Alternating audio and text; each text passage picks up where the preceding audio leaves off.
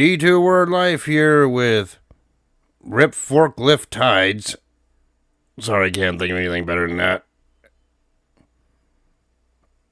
And today we... What? D2... D2H Liar Pants. No. What the hell? D2... Shits himself. No. Yeah, there we go. It's like, nah. No, and today we are reviewing the 2000 Survivor Series. That took place on November 19th, 2000 in Tampa, Florida at the Ice Palace, with an attendance of 18,602 in attendance. And the commentators for this event were Jim Ross and Jerry Lawler, and the ring announcer was Howard Finkel. So, before we even get to this show, maybe we should talk about something that happened recently. And let's go over the Saturday night's main event results. I just thought of it on the fly from this past weekend. Yes. Trying to keep everyone up to date on it. I think everyone's seen it, but for those who haven't, here, we'll just go over the results of that real quick.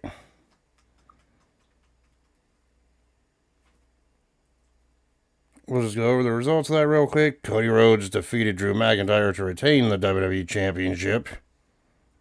You're not the kitty food. It's like Jade Cargill defeated Tiffany Stratton to win the WWE Women's Championship, which that was a big shock. Tiffany Stratton's been the champion since January. And what was your thoughts on that when that happened?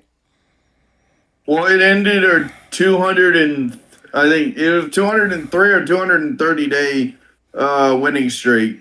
And of course, your boy the Trash Can defeated Penta and Rusev in a triple threat match to retain the Intercontinental Championship. He did. Sure he did. You were probably cheering for him to win. Nope, he cheated. He had fucking your boys, Los Grandes Americanos. And of course, in the main event, CM Punk defeated Jey Uso to win the vacant World Heavyweight Championship. So, yeah, CM Punk is the current world champion going forward at that time of recording. Which, that was a well-deserved win. It also shows that Tony Khan couldn't manage shit, because 4 of his fucking wrestlers that he let go, by the way. Yep. And fucked over, won 4 different fucking championships. First, Cody Rhodes, World Heavyweight Champion. Cody Rhodes, WWE Champion, face of the company. 2, Jade Cargill with the Women's Championship. Jade Cargill, Women's Champion. Third, CM Punk. Ricky Saint, who was formerly known as Ricky Starks, is TNA World Champion. And of course, CM Punk is Champion. Is World Heavyweight Champion. Yeah. So 4 big names that he had, he fucked over. And look what happened. Exactly. Anyway, going back to the 2000 Survivor Series here for this review. We gotta mention this. The Sunday Night Heat match saw the Right to Censor member Val Venus defeat Jeff Hardy, but more about that little story later. Alright. And then we see the show starts with the storyline progression. The storyline progression with Triple H and Steve Austin here, with Triple H doing the opening narration for this event about his match. Considering Triple H was a mastermind of getting Stone Cold ran over at this event a year prior. Right? Yep. Yeah, then we get opening pyro, get introduced to the show by the commentators, and then we go into our first match of the night, which is a 6-person mixed tag team match. It was Test, Albert, and Trish Stratus taking on Steve Blackman, Molly Holly, and your boy Crash Holly. Oh no. I know perfect for it is D2 Right to Censor fan life. Because you were happy with the Right to Censor matches. No. That was you. We all know. Your freaking favorite group was the RTC. Fuck you. And fuck the RTC. Oh, and that awkward moment when you realize the RTC won in the long run because WWE went PG.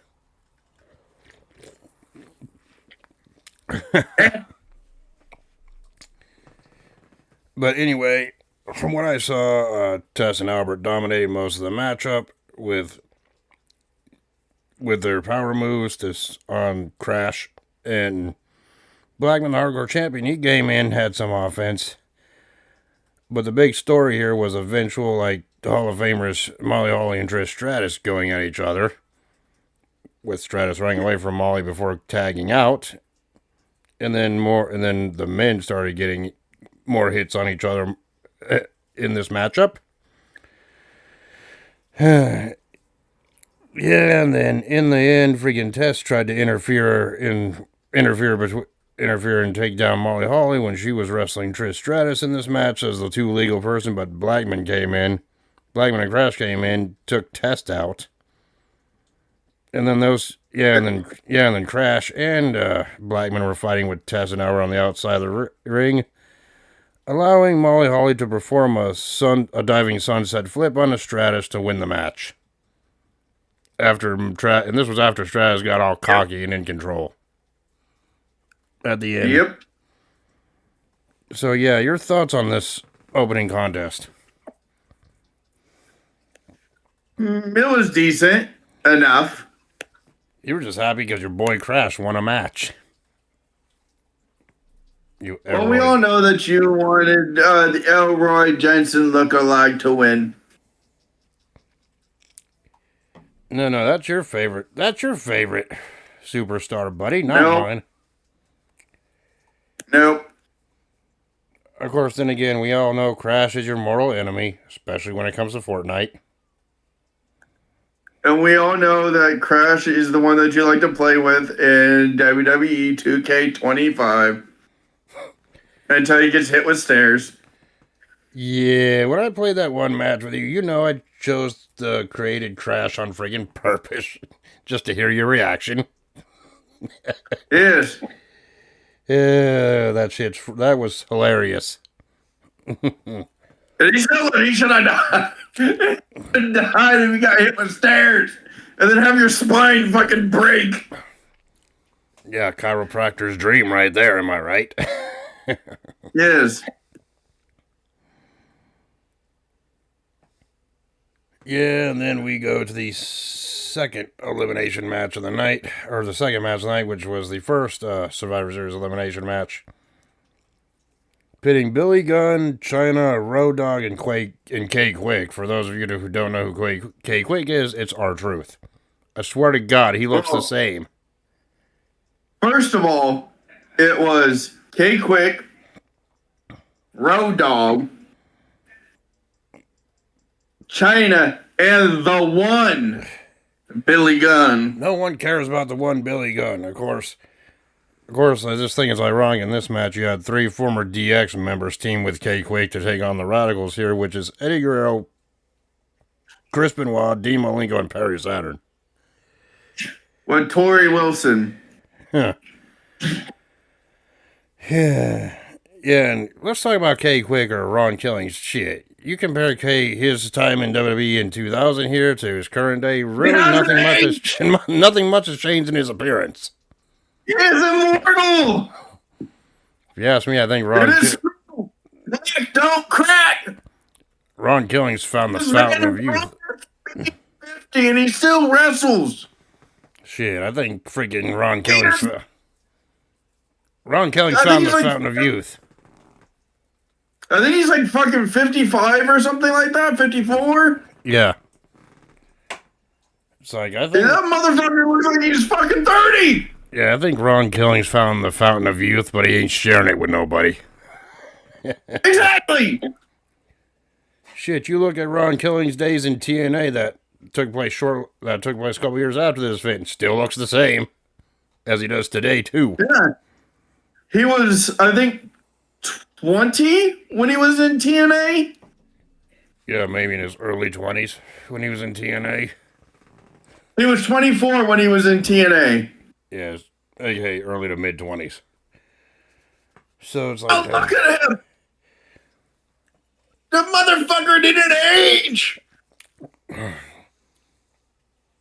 yeah, and just think, by the time freaking Ron Killings is retired in, say, 70 to 80, he won't look a day over 40. Jesus, he never ages, does he? But anyway, going back to this match, the two teams brawled it out for a good minute at the start, but Eddie Guerrero eliminated China after a freaking shot with the Intercontinental Championship belt, which Eddie Guerrero was the Intercontinental Champion at the time, allowing Saturn to pin her for an elimination. So we're down to 3-on-4 here. Which, yeah, that was a deserved China. China was freaking beating the hell out of all the freaking men here at this time. Why do you think Why do you think people call Rhea Ripley a modern day China? I swear to God, if intergender wrestling was still a thing in WWE, she could handle the men too, like China did. You know I'm right, all right? Well, even before that, fucking China was known as the ninth wonder of the fucking world. Fucking China was dominating everyone. Yes. Yes, and then the next person to be eliminated was Eddie Guerrero. He got eliminated by Billy Gunn after a sleeper slam. So we're 3-on-3. And of course, Benoit eliminated freaking K Quick, but with a bridging German suplex. And then now we're on 2-on-3 here. The next one eliminated was Road Dogg. Got eliminated with a Northern Light suplex. These eliminations were happening rather quickly here. So we're 1-on-3 at this point, right? Well, first was K Quick, then China. Yeah, China was eliminated first. K Quick second. Road Dogg third after a little bit of trying to fight back, right? Yeah. But then Gunn took control by himself after some back and forth offense here. He eventually eliminated Malenko with a famouser, right? Yep. However, Billy Gunn could not freaking overcome the 2-on-1 assault on him that he had from Saturn and Benoit. Of course, the ending of the match came when Billy Gunn tried to perform a vertical suplex on Benoit, only for Saturn to hold on to Billy Gunn's foot, tripping him up, causing Benoit to get the pinfall win. So therefore, the winners of this match were Chris Benoit and Perry Saturn, representing the Radicals here. Yep. Your thoughts on this one? It was good. And if you notice, these are Survivor Series elimination matches. These Survivor Series elimination matches. There's one other one. I'm just going to talk about the eliminations quite briefly without going into too much detail on these matches. Of course, then again, I don't go into detail on these matches very often anyway. Right? Yep. And then we go to the next matchup here between Kane and Chris Jericho. Jericho did a little interview in the back before this match, basically saying that tonight the monster is going to come out. And he goes, and I'm not talking about Kane, I'm talking about me.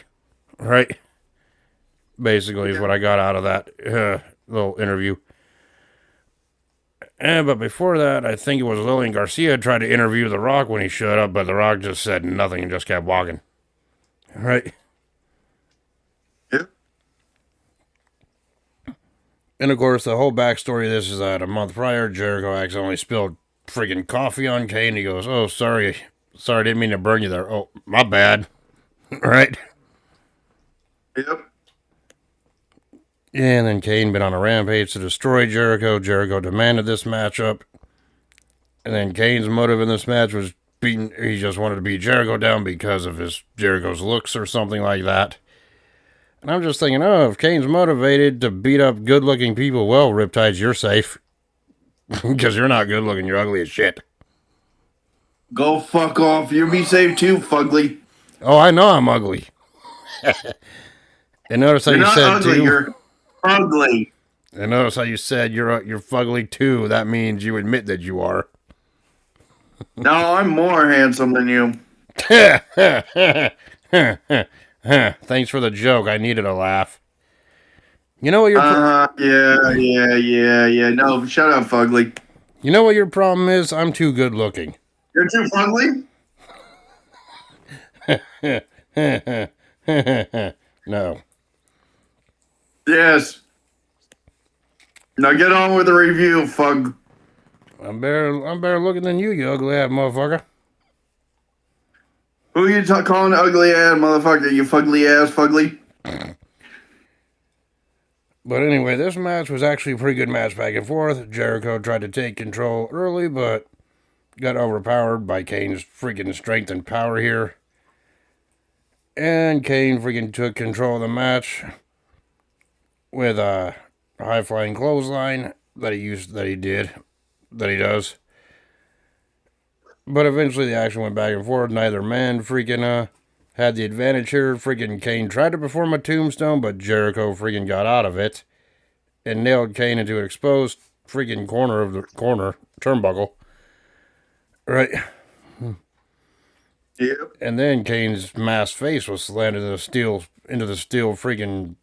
steel pole, and then Jericho got a near fall out of it.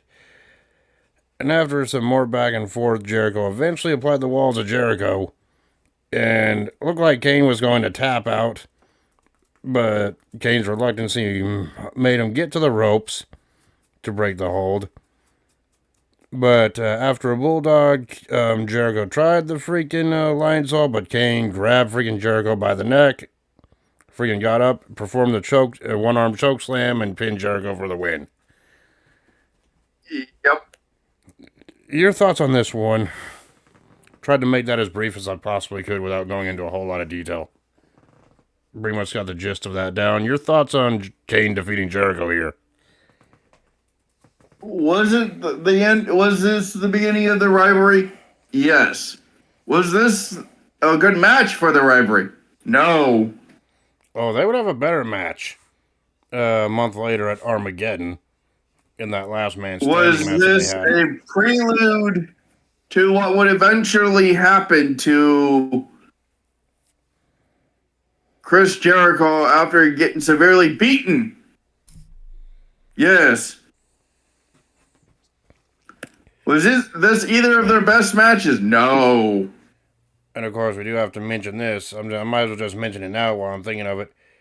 Right before the main event, freaking backstage, Kane looked like he was leaving the arena, only to get attacked once again by Jericho, who beat the hell out of Kane backstage, including nailing Kane several times with a 2x4, signifying that the rivalry was not over yet. Yep. So yeah, those two would have a rematch of the Armageddon pay-per-view a month following this in a last man standing match, which a lot of people still say was a great match, was the best match between the two at this time. All right.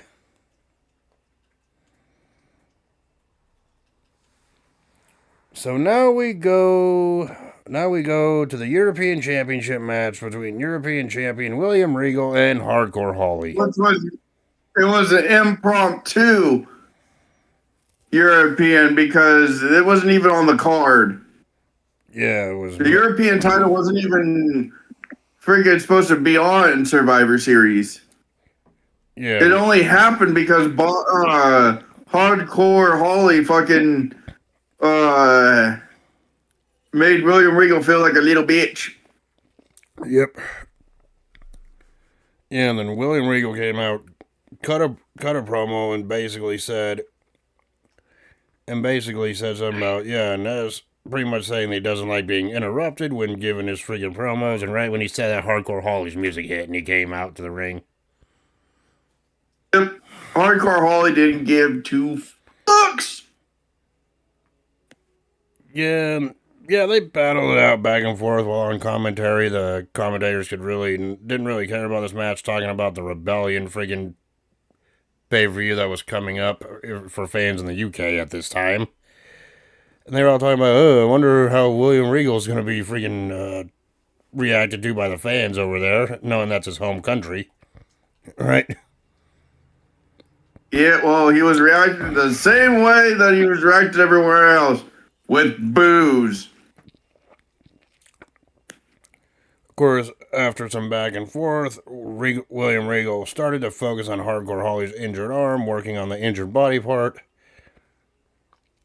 And despite freaking getting Regal down, freaking Holly freaking got pissed off, went outside, grabbed the European Championship, and nailed Regal with it, causing a DQ win for Regal. And then after the disqualification, Holly never fucking. He didn't care for the European title. He never wanted the European title. He just wanted to beat people up. Yeah, then after the match, Holly continued to attack Regal after the match until Regal escaped the ring with the championship. And was announced the winner by DQ. Your thoughts on this one? Oh no, he didn't escape. He ran like a little bitch. Yep. But yeah, your thoughts on this? Which was funny as hell, because he was supposedly a goodwill ambassador. Oh yeah. I thought it was. Well, you would run away like a little bitch too if you got beat the fuck up got the shit kicked out of you by fucking Hardcore Holly. Hardcore Holly just didn't give a fuck at all. Exactly. It's like shit. Freaking Hardcore Holly was chopping foos and beating them up for fun. I don't even think he cared if he got paid to do it or not. You know what I'm saying? He'd even beat up his own family. He beat up his cousin, his second cousin. Yep. Because he beat up Crash Holly, got the hardcore title, beat up his other cousin, which was Molly Holly, and he got the title from her as well. Yep.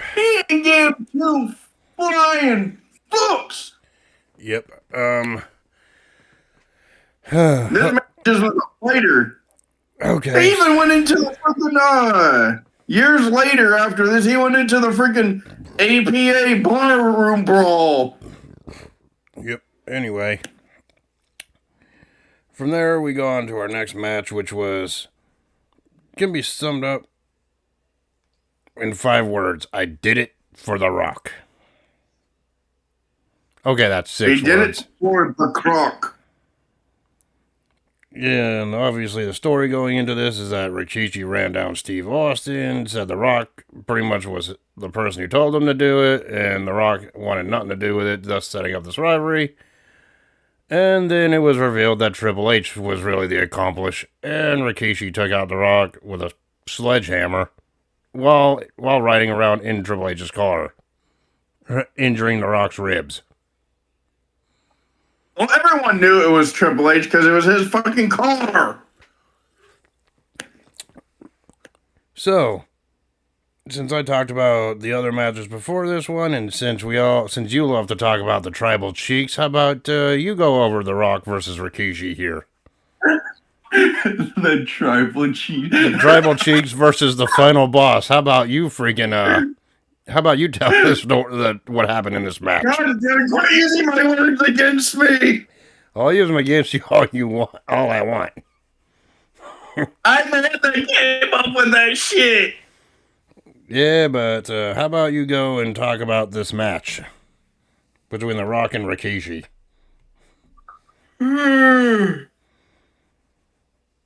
Oh, you mean the fucking one-sided beatdown? Yeah, and Rikishi came out with his Bad Man intro theme, and then The Rock freaking came out. Didn't even wait for an introduction. He just sprinted to the ring and started beating the hell out of Rikishi. No, the fucking Rikishi came down, like you said, with his which I like that theme song. I really do. It was badass for the time. I don't give a shit that people were bashing on it. I know most fans don't like it. I like the theme song at least. Well, like I said, I didn't give a crap because it was him turning heel. He went from being a nice guy to a bad guy. Yes. And then right when they freaking were introducing The Rock and his music hit, he said "fuck it" and just went. It just ran all the way to the rings to start to beat the hell out of Rikishi. Yes. Yeah, and then Rock went as far to grab the steel chair, and right when he was about to whack Rikishi with, the referee took it away from him. Yes. And that allowed Rikishi to nail a freaking super kick onto the Rock, knocking him down. And from this point forward, because that It was wasn't even a super kick; it was just a thrust kick. well, savant kick, thrust kick, that took a Rock down early. And from there, I'll let you take the rest of it from what you remember. Yeah, he fucking kicked him right in the solar plexus, which fucking knocked his the wind out of his ass because he was not at 100%. He wasn't even at 80%. I think The Rock was like, what, 50% at best? This motherfucker was 65% at best. No, he was a 65 and 3/4 at best. He was 65 3/4 and 97% at best. Okay, enough with the Steiner math. Let's talk about the match. You knew what I was doing. And then it just started to become a one-sided beatdown from Rikishi. Well, The Rock got in a few good hits and stuff, and then freaking Rikishi just like, screw this, put his whole weight into his freaking punches and shit, and just started beating his ass. Yes. Literally, and then he went, he did the freaking thrust kick or super kick or whatever. Fucking again to the solar plexus, knocks the wind out of him. Start to land more punches and kicks to his chest, and then The Rock hits the rock bottom on him, Which The Rock couldn't capitalize and on. which took no, he didn't hit the rock bottom. He hit the spine buster, then hit what he calls the most electrifying move in all sports entertainment, the people's elbow. But the referee was down. Rikishi kicked out at 2 at some point. Well, he kicked out of the rock bottom. He freaking got 2 3/4 and 5 cents of a fucking count. Basically, yep. And then what happened? After that, Like I said, Rikishi just beat his ass down. Oh yeah, Fucking literally threw his ass into the freaking turnbuckles, put him down in the fucking corner, and then rammed his ass in his face. Gave him the stink face. which we all know is your favorite move. I bet you're like, at that point, you were like, I worship the tribal cheeks. You were just waiting for this match just so you could come up with these jokes, weren't you? Maybe. Why do you think I'm having you talk about it? There is no maybe!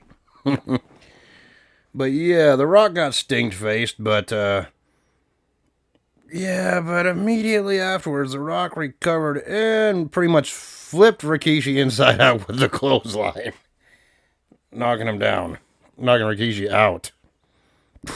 Right. Yeah, well, he hit him with he threw him against the ropes, hit him with the spine buster, and then hit the people's elbow. Couldn't take advantage for 3 seconds because he was selling his solar plexus injury, which was his chest injury. And let's talk about Rikishi selling the people's elbow at the end. He was convulsing like he got electrocuted.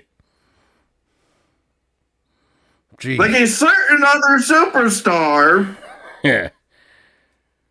Yep. And eventually The Rock was able to pin Rikishi after that. But that's not the end of it. Oh, no, sir. No. The Rock may have gotten the win, but he did not win the battle. Yeah, what happened after the match was over? Well, no, he may have won the battle, but he did not win the war. Yeah. Rikishi fucking no-sold that motherfucking people's elbow. Like you on Fucking 2K. got up and just started fucking bonsai dropping the motherfucker. Yeah, not once, not twice, not 3 times, but 4 times. And The Rock was pretty much carried out of the arena. No, he walked out on his own power to the back. They tried to help him. Oh, but you could tell freaking The Rock was in pain. From that. All right. Well, also the referees were in pain because they were getting punched by Rikishi after the third because they tried to stop Rikishi. Nick Patrick, Teddy Long. Earl Hebner, Teddy Long. Yeah. I think Charles Robinson? Yeah. Maybe. Well, then again, Charles Robinson could have been working for WCW at this time. That's why I said maybe. If I don't get me wrong, guys, I don't remember the referees' names. I remember Teddy Long because, yeah, he was a referee for a long time, then was a manager, and then well, he was general manager. Yeah, general manager. General manager has a fetish of putting people one-on-one against the Undertaker. or making tag team matches. Right? Yeah. Yeah. Nice Hall of Fame career he's got, though.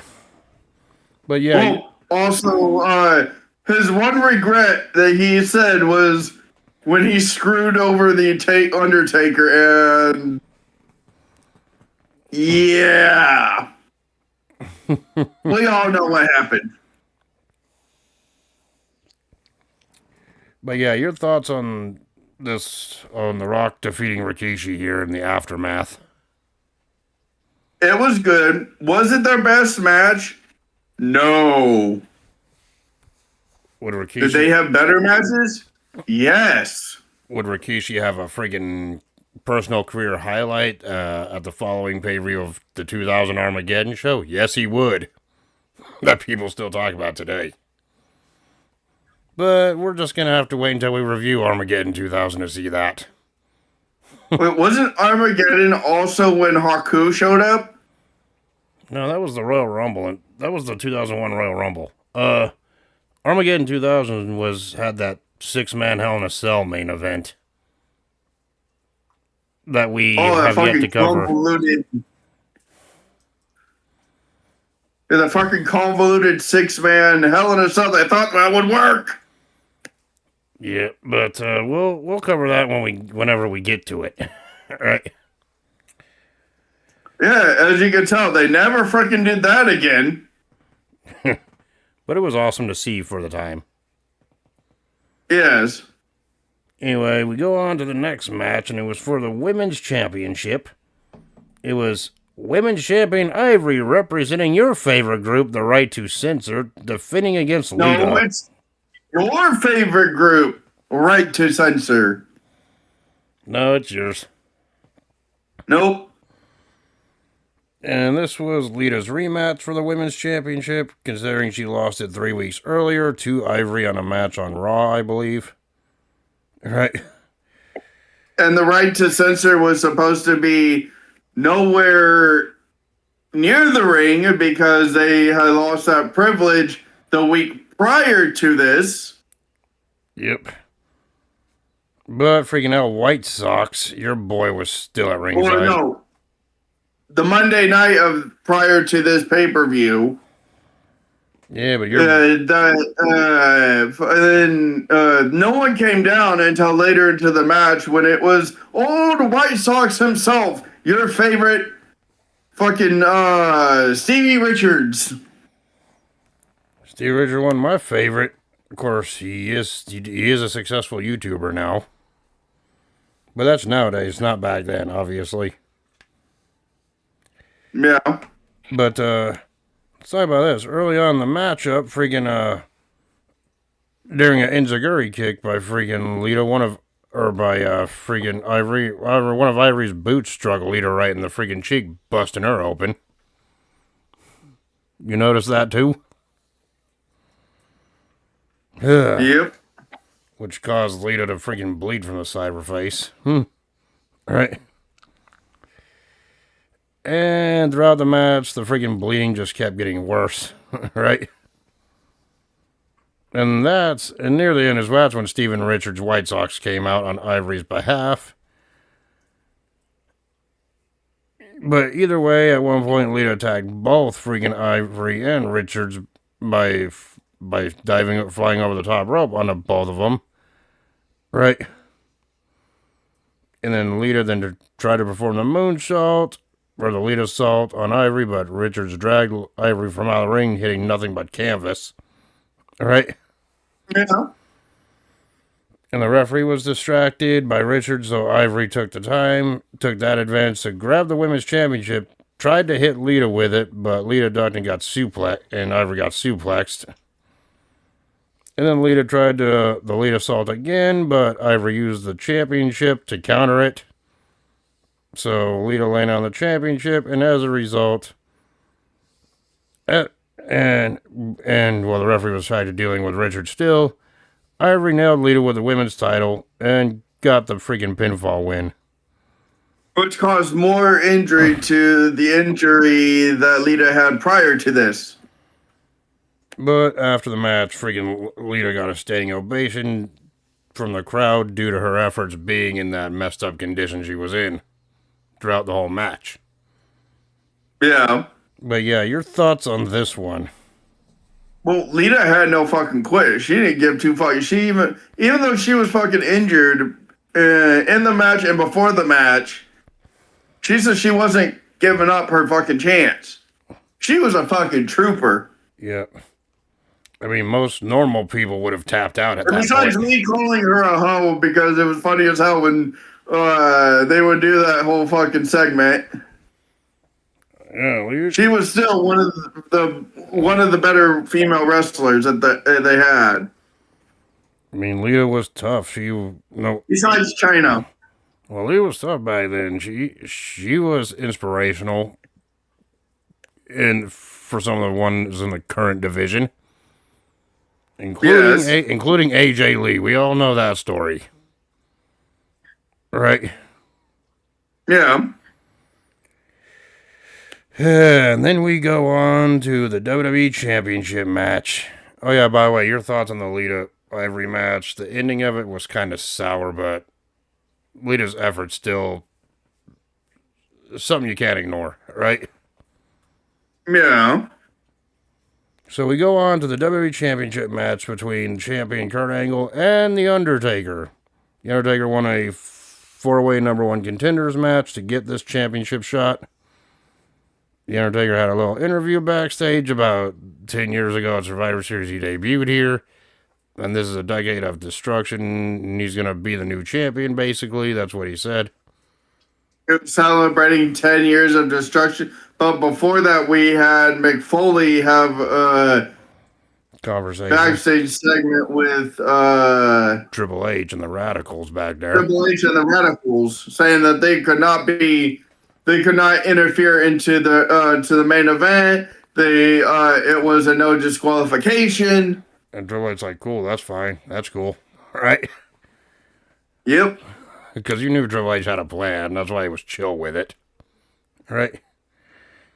Yeah. So yeah, Kurt Angle made his entrance, and then The Undertaker freaking made his entrance. This was American Badass Undertaker, and yeah, he had a very interesting choice of ring attire for this one that he since regretted. What was that decision that he made on this night to wear? I'm asking you. Well, he had snakeskin pants. Those snakeskin pants. Awesome. Those snakeskin pants were hideous. They were awesome. They were an eyesore. Did not fit the character at all. Even Mark Calloway's gone on friggin' record saying he regrets those pants. Doesn't matter. They were awesome. And then when he was asked where the whereabouts of those pants were, he goes, burned and probably in a landfill because he tossed them in a dumpster where they belong shortly after this event. Right? Probably. Yeah, those freaking. For the longest time, people thought, oh, Taker forgot his freaking ring attire, so he had to borrow a pair of Godfather's freaking ring attire or pants for his look. That wasn't the case. He had those made, and he regretted it Yeah. since. Right? Yep. But yeah, to say this was a one-sided beatdown for most of the matchup here is an understatement. Freaking Taker beat the hell out of Kurt Angle to start the match, pretty much throughout most of the match. Angle tried to take advantage, but every move that Angle tried to do, Undertaker countered him. Beat Angle down some more. Freaking Edge and Christian came out to distract the referee when Angle was trapped in an armbar by the Undertaker, which led to Angle tapping out, but the referee did not see it. Right? Even though they said that they weren't going to help. Yep. Liars. And of course, this allowed Angle to focus on the Undertaker's leg and actually try to get offense back. But however, friggin' Taker reversed it, dominated Angle some more, eventually threw him over the top rope, and Angle crawled under the ring. And here's where it gets freaking complicated. The Undertaker drug supposedly Kurt Angle out from under the ring, performed a last ride, went for a pinfall, but the referee stopped counting at 2 after recognizing that's not Kurt Angle. It was at the time an unknown named Angle Doppelganger, which in reality was his brother, which was Kurt Angle's brother Eric Angle in there. And when the Undertaker was distracted by the referee, Kurt Angle came out from under the ring, took advantage, and rolled up Taker from behind and holding onto those stupid snakeskin pants for leverage to get the win. and he ran off with the title and escaped the arena. Your thoughts on this one?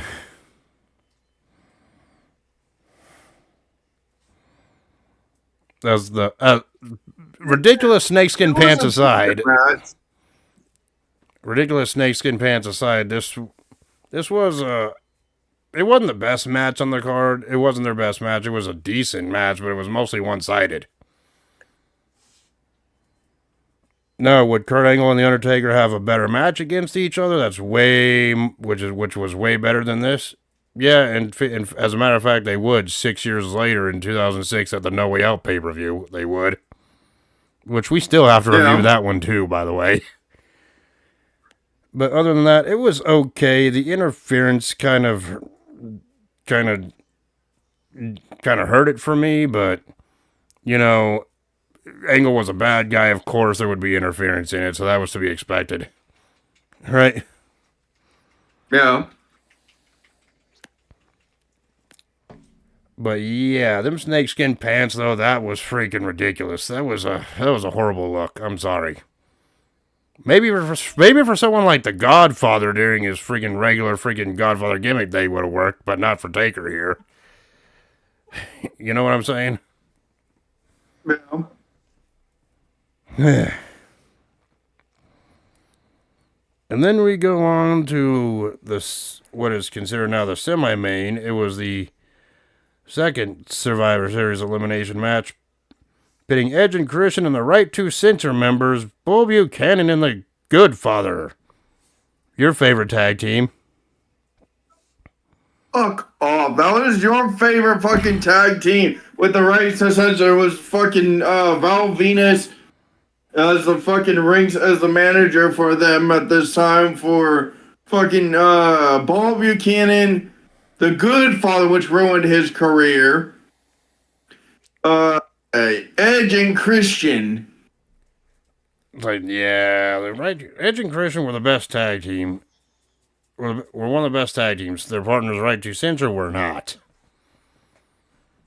And they were taking on the team of the Dudley Boys and the Hardy Boys. And how ironic that we're talking about a match those two teams teamed up with each other when they had their final match against each other last month.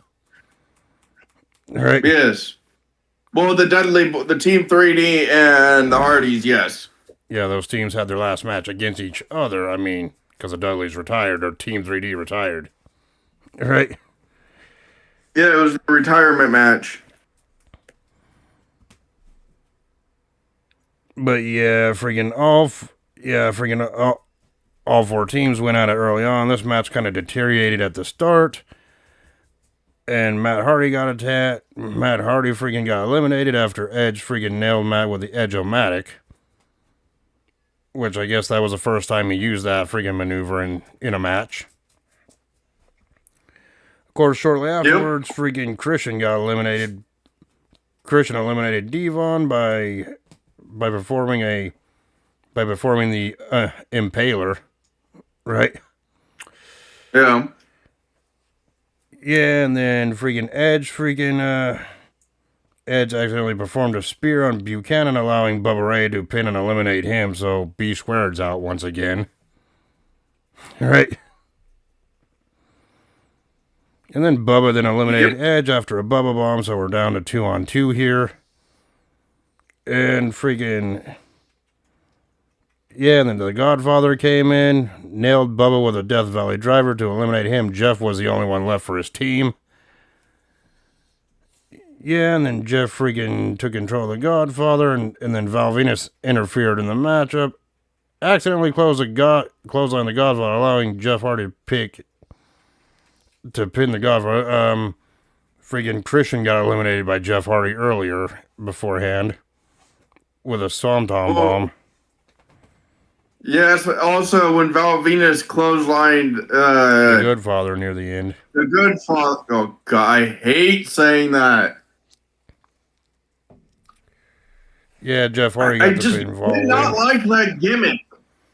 Yeah, nobody liked the gimmick. Even Charles Wright himself hated that gimmick. Because it ended his career. Yeah.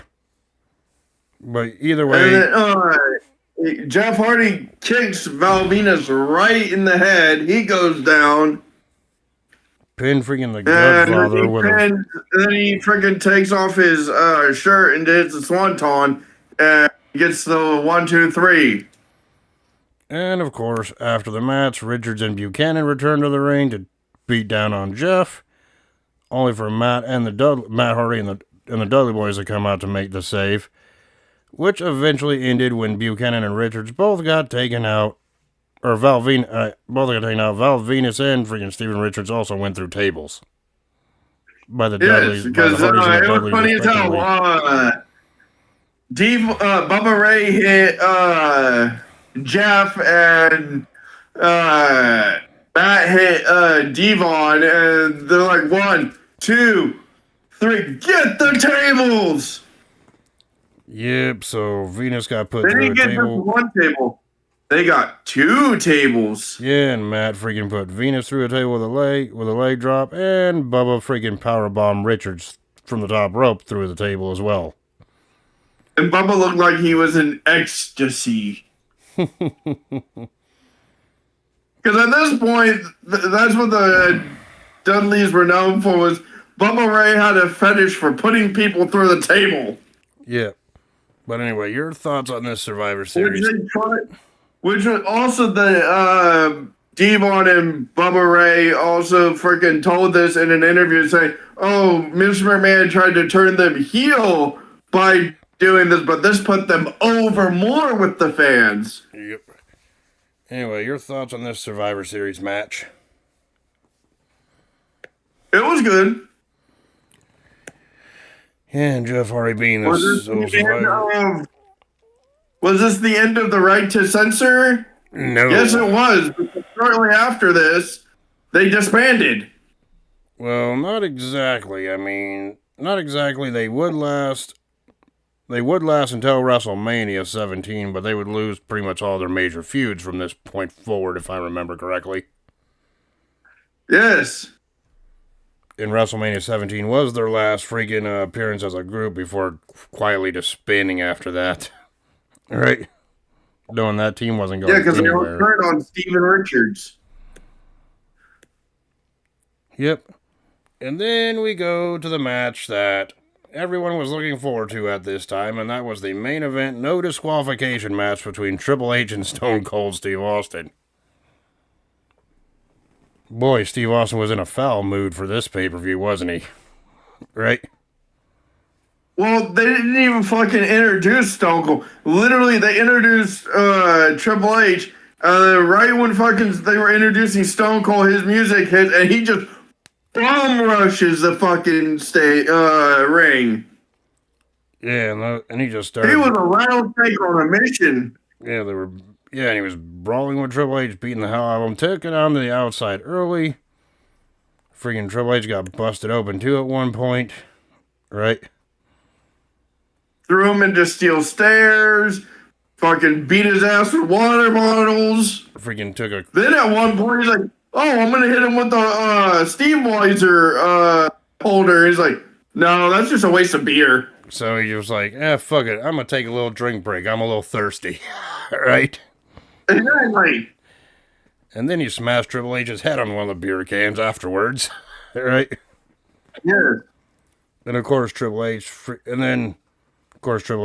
to freaking run back, but freaking Austin freaking drug him back into the ringside area. Triple H tried to take control on the outside, tried to perform a pedigree on Austin onto a steel steps, but Austin backdropped Triple H to the announcer's table. Right? Yep. After he hit him with a monitor. Yeah, it was a monitor shot that busted Triple H open, if I remember correctly now. Now that you mentioned it earlier. Yeah, it was funny as hell. Fucking Steve is like, Stone Cold's like, oh. Monitor. Head. Monitor. Head. Monitor goes into head. And monitor plus head equals blood. Right? Plus head equals sustenance. And of course, back in the ring, freaking. If you guys don't get what I mean, watch our other videos because I crave the violence. I enjoy it. It satisfies me. And of course, shortly after that, those two made their way back in the ring. Austin was able to perform a Stone Cold Stunner after his first attempt was reversed earlier in the match before they went to the outside. I forgot to mention that. But instead of going for the pin, Austin decided, no, I need to freaking beat Triple H some more with more steel chair attacks. Looked like he was going to Pillmanize freaking Triple H's ankle, but he goes, nah, I'm going to place it around his neck. Right? He wants to Pillmanize his neck. But before that could happen, Triple H got out of the ring. He goes, fuck this, I'm out. Right? Yeah, Triple H was running scared like a fucking... also, I like the fact fucking JR was just like, oh yeah, he's stomping a mud hole in his ass and walking. Oh yeah, Triple H is trying to stomp a mud hole and walking. He wasn't doing shit. Yeah, but eventually, Triple H freaking made his way to the backstage area anyway again. Austin freaking followed him, and the two brawled in the backstage area, but right when Austin looked like he was going to get control of Triple H backstage, the Radicals came out and attacked Austin. Right? Beating Austin down. Freaking Triple H Triple H got out of the arena out to the parking lot area. Got into a car. And Chris Benoit was goading freaking Steve Austin to follow him, which was almost successful, by the way. But when freaking Benoit ran out to the freaking parking lot, freaking Austin disappeared. He wasn't in sight anywhere. And even freaking Triple H... No, the funny thing is, he didn't disappear. Stone Cold literally freaking Benoit runs across the street, looking back. And Triple H is in his car yelling at Benoit. So literally, Stone Cold gets up from getting knocked out, jumps into the freaking forklift. Yeah, well, Triple H sent Benoit to the back, be like, find him, right? And then freaking Triple H is like, Benoit, where is he? Benoit's like, I don't know. He's like, go get him, go see if he's in the back. So Benoit runs across the damn street yet again. Disappears, goes back into the arena. Triple H is like looking around. Why did Benoit run across the street? Why? To find the Stone Cold. Ah, jeez. Right? Well, literally.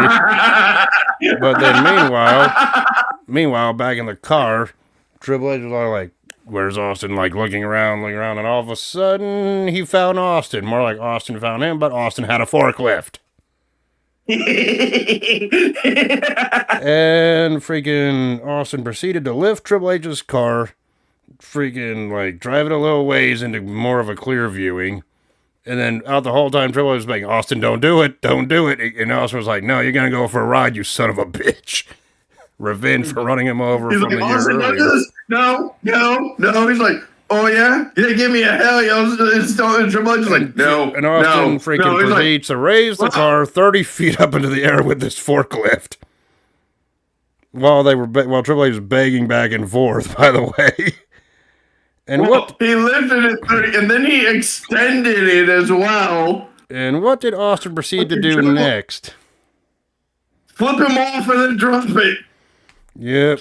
And then everyone's like, no, no, no. Oh shit. Right. Then all you see is broken glass. Yep. So yeah, Austin dropped the car over 30 feet in the air. The car landed on its freaking top with Triple H supposedly inside. In one of the classic WWE moments here. And the match was obviously ruled a no contest while Austin celebrated while walking back into the arena. Yes.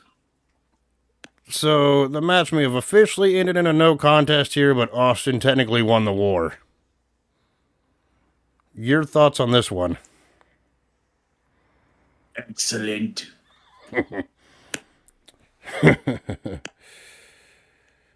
Yep, I thought it was a good main event. Did they have better matches? Yeah, but this one was downright. It's not the match that you remember, it's the ending that people remember. Right? For obvious reasons. Right? This is downright brutal. Yep. This was even worse than the no hold barred match that they had. And also when they turned on each other in the 2-man power trip. Yeah, this could be considered more memorable than their 3 Stages of Hell match, even though that match was brutal in its own right. You know what I'm saying? Yeah, but this is a human being getting dropped on their head in a car. Yeah. From 30 plus feet. No person would survive that, obviously. Yeah, we don't need to get into how they pulled it off. I think everyone knows that, but either way, it's still a good moment, right? Well, that's because Triple H got out of the damn car before they even lifted up. All you heard was Triple H's little audio. No, they had him lifted up in it right before Stone Cold dropped it. They had him out of the thing holding on to the side of the forklift. Yeah. But either because they weren't gonna fucking kill a person. A fall like that in a friggin' car would kill somebody.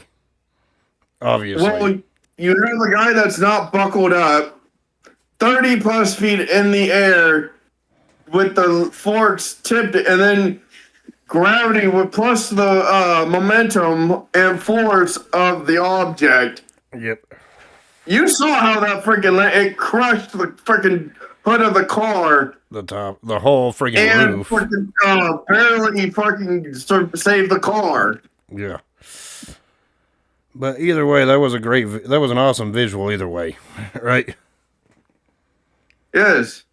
But anyway, now we go to what I always call our favorite part of the review, and that's our rating system. The Hollies and Steve Blackman defeating TNA and Trish Stratus in that 6-person tag match. I gave that one 3 out of 5.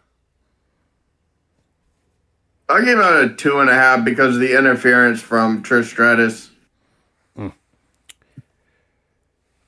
Chris Benoit and Perry Saturn. I love the interference from her running into the match and breaking up pinfalls. Well, you're supposed to do that in a tag match, but I understand that. Chris Benoit and Barry Saturn being the sole survivors of their Survivor Series elimination match, I gave that one 3 out of 5. I gave it a 4. Kane defeating Chris Jericho, and that's Kane defeating Chris Jericho. I gave that one 3 3/4 out of 5. 4.5. William Regal defeating Hardcore Holly by disqualification in that European Championship match. I gave that one 2.5 out of 5. 3. The Rock defeating Rikishi. I gave that one 4 out of 5. 5. Ivory defeating Lita to retain the Women's Championship. I gave that one 2 3/4 out of 5. 1. And that's being nice. Kurt Angle defeating The Undertaker to retain the WWE Championship. I gave that one 3 out of 5. 4.5. Jeff Hardy being the sole survivor in his Survivor Series elimination match. I gave that one 3.5 out of 5. 4. And of course, the main event with Triple H fighting Stone Cold in an ODQ match that ended in the no contest. Obviously, I gave that one 5 out of 5. Infinity. Yep. So my final grade for Survivor Series 2000 is a B. B to C. Now, if there's any matches I would recommend for the viewer going back to watch from this event, it would either be, I would recommend the WWE Championship match or the no DQ Austin Triple H match. The matches I would recommend: The Rock, Rikishi, Stone Cold and Triple H, and heavyweight and the title match with Angle and Taker, only for the snakeskin Yes. chance to judge for yourself, see if they were horrible or not. So, fuck off. I like them. so, I'll find me a pair and I'll wear them.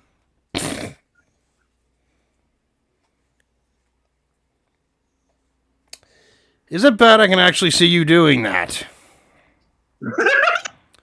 Like I said, you're the type of person I would be like, okay, we're at this reading club, we want to be alone, we're loners, we don't want to don't be dragging attention to ourselves. And then you'd be coming up wearing a freaking snakeskin pants and a gorilla mask, being like, look at me.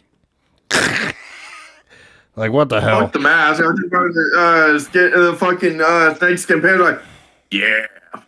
You're like, yeah, look at me. Wait, what the hell? All right. So yeah, that's our thoughts on Survivor Series 2000.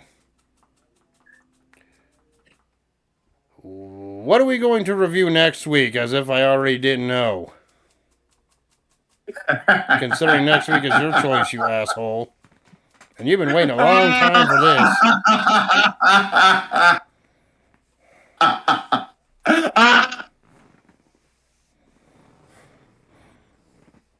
Yeah, what are we reviewing next week? Count laughs a lot. It's not a WWF. It's not a WWE. Oh, It's boy. Heroes of Wrestling. Just kidding. I already knew it wasn't, so you can't even play that because you already told me what your next pick is. Let the people know what it is. Oh, this event was just 1 week after this event You in WCW I hate you so much. You're only saying this on because my birthday you're only saying that because we've seen it in a in little freaking. 2000. We've seen it in a freaking little Can you ad. guess what that is? I don't It's even have. mayhem. I didn't even have to guess what it is. We seen it in the little freaking WCW ad during last week's freaking review. God damn it! And yeah, you suck for that. I fucking don't want to review that. I don't want to watch that. I straight up refuse. I have to watch it anyway. God damn it! Because you're gonna make me watch fucking crap shit, aren't you? Yeah. Well, one of the best matches was the straight jacket match versus Booker T versus Scott Steiner. No, it wasn't. It was shit. Anything Compared to the other matches?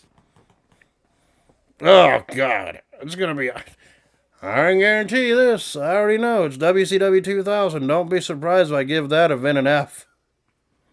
Like I did for Halloween Havoc last week. Yeah, the first match is Alex Wright from the Buggy Knights with no. Yeah, with no. The first match of the night was Kiwi versus Mike Sanders. Above average Mike Sanders.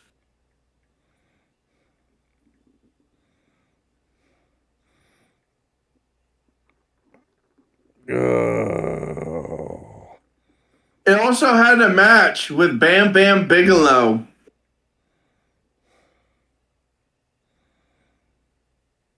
Yeah, fuck you. So Mike Sanders versus Kiwi, whoever the heck that was. We got freaking we got 3 Count versus Evan Courageous and Jamie Noble and Kaz Ibushi and The Young Dragons. and freaking Young Yang. Oh, It's Jimmy Wang Yang, but he was Wang Yang is what he was. Oh, and we got Crowbar versus Jimmy Hart. I bet that match is gonna be shit.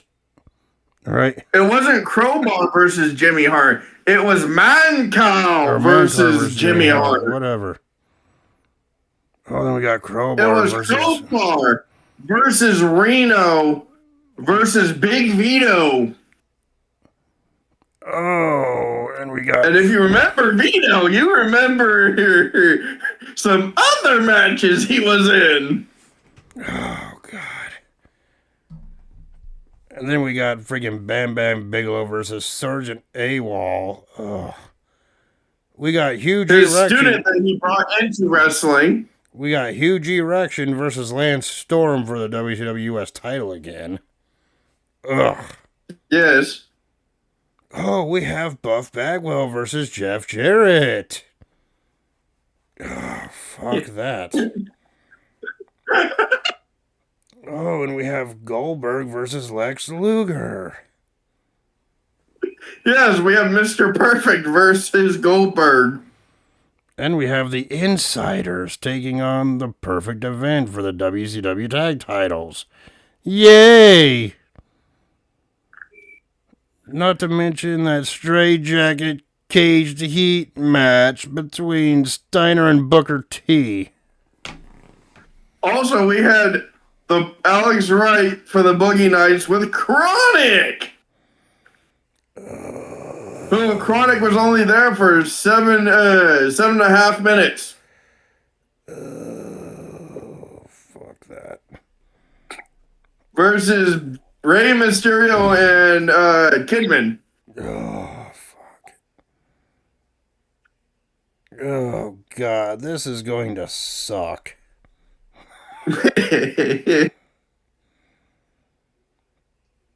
Oh, fuck me. I can already tell you Survivor Series 2000 was the better pay-per-view offering for November of 2000. Well, also, don't forget, they had a commercial for guess who will be coming back. Oh, fuck. Let's just say it says the blood will run cold. Oh, no. I do not want to see I do not want to see Glacier. He can stay up in Casa Frosty Balls. Glacier wasn't there. It was for coming back. No one wanted to see that freaking person come back. It was returning. It was a returning Glacier that was coming back.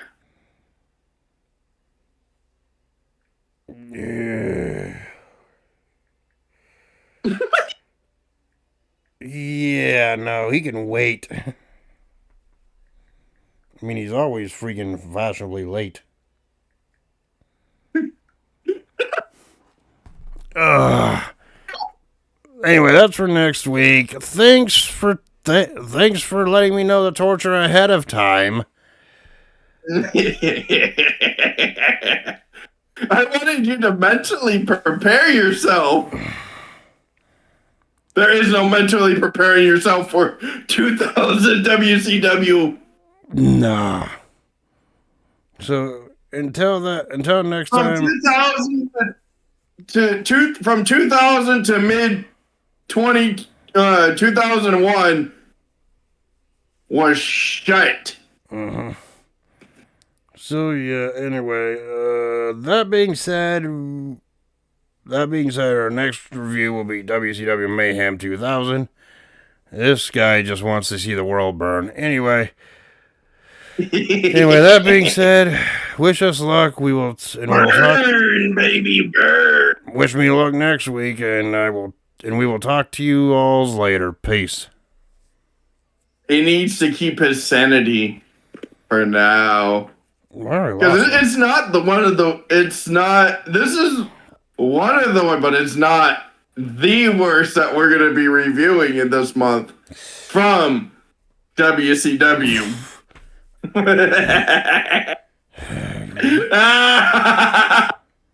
Anyway, that being said, we will talk to y'all later. Peace. Deuces.